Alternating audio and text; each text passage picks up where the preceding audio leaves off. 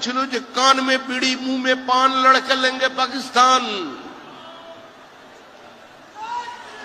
যারা আপনাদের সামনে দাঁড়িয়ে একবার বক্তৃতা করে বলেছিল যে হাসকে লিয়ে পাকিস্তান লড়কে লেঙ্গে হিন্দুস্তান, সেই মানুষগুলো আবার কিন্তু আমাদের সীমান্ত পেরিয়ে এখানে ঢুকছে।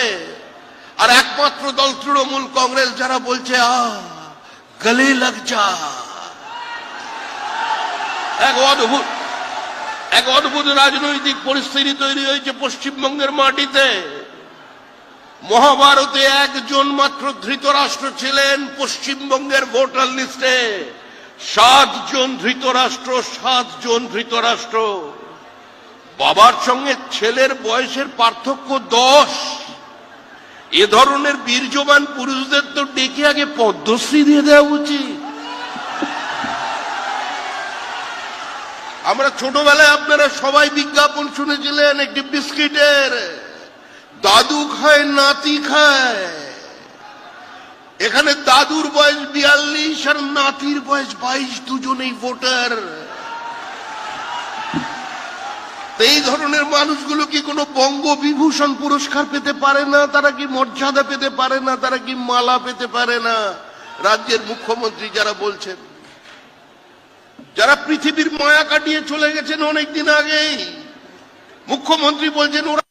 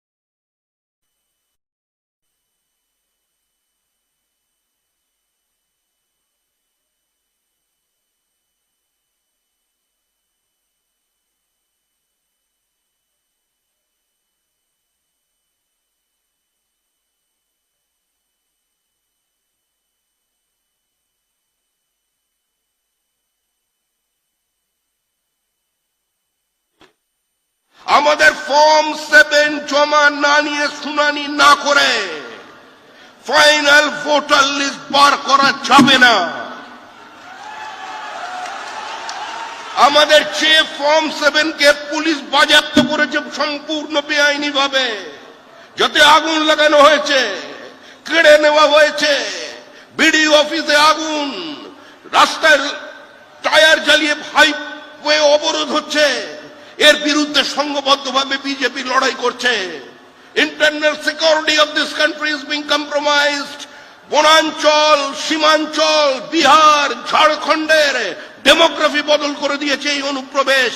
আজকে এই অনুপ্রবেশের বিরুদ্ধে সারা ভারতবর্ষের ভারতীয় জনতা পার্টি ঐক্যবদ্ধভাবে লড়াই করছে।